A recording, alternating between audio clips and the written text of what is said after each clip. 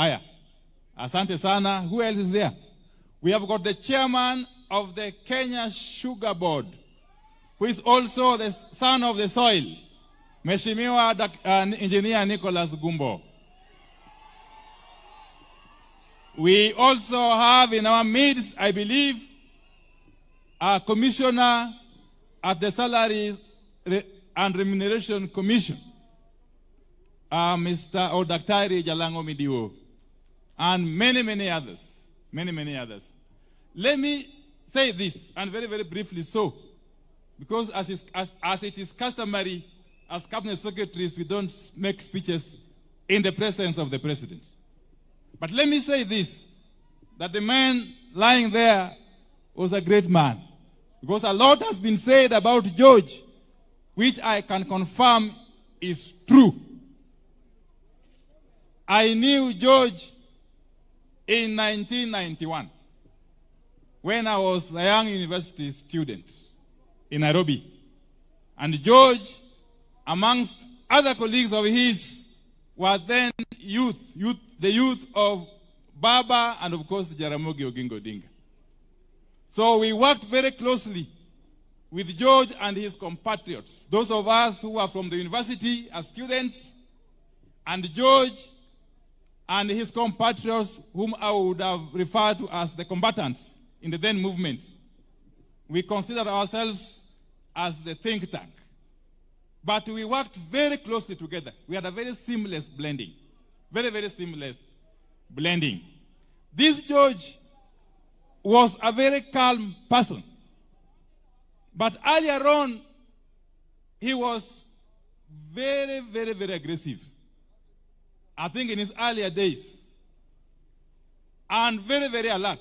I remember one day, Your Excellency, when we were in Thika Stadium, that was sometime in 1996, as members of Ford Kenya then.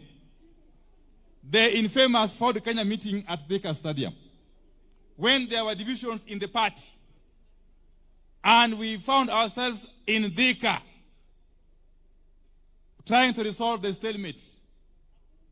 We were faced by a very aggressive group that had obvious support of the police.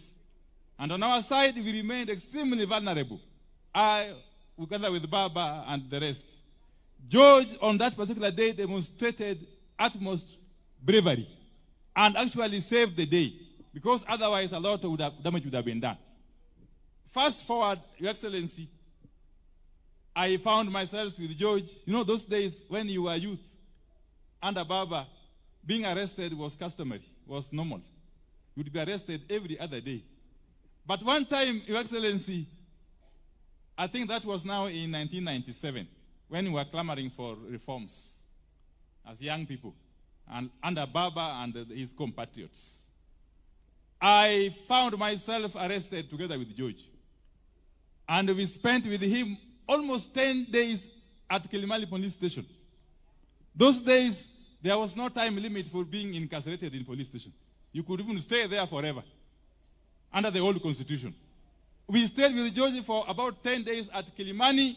Later on, we found ourselves in Kamukunji police station, and eventually, we found ourselves in Kamiti, where we stayed with George alongside other comrades of his, like Opiyo Wadai, who spoke here earlier on.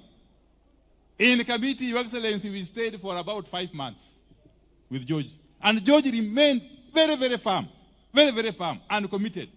One thing I want to say is that most of us who have worked closely under Baba, those of us who have been through the Baba School of Mentorship, one thing we have been taught is to maintain confidentiality.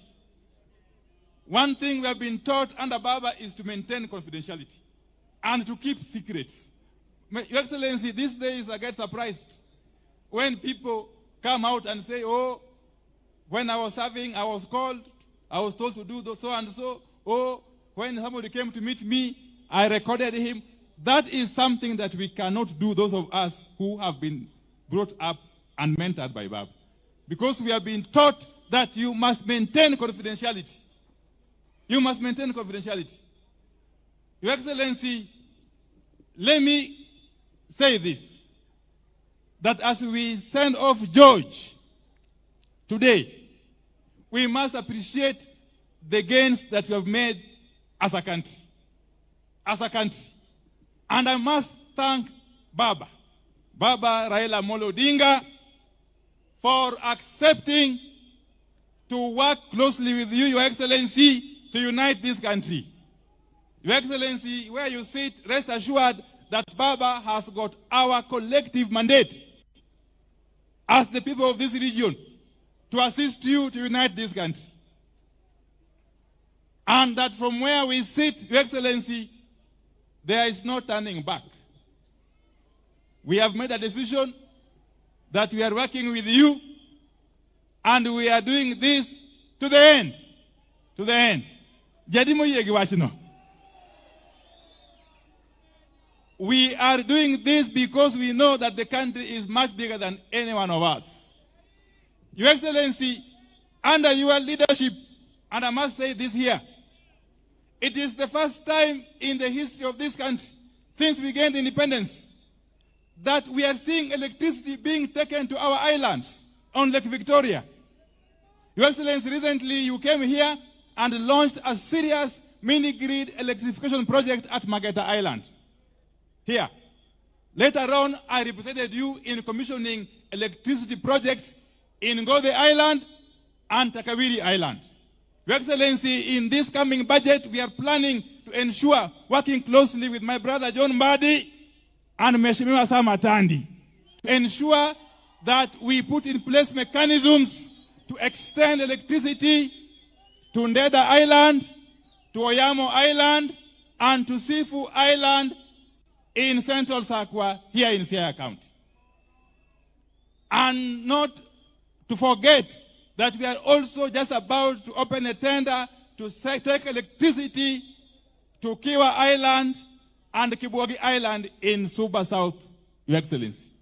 So these are happening because of the conducive environment that has been brought about by our coming together under Your Excellency and Prime Minister Raila Amolo Odinga. As I conclude, Your Excellency, don't be threatened by anything or anybody. And those who are shouting, Ruto must go, I want to tell you, he is going nowhere. Oh, come on. He is going nowhere as long as Baba Raila Amolo Odinga continues to work with him. And we are all behind him. Your Excellency.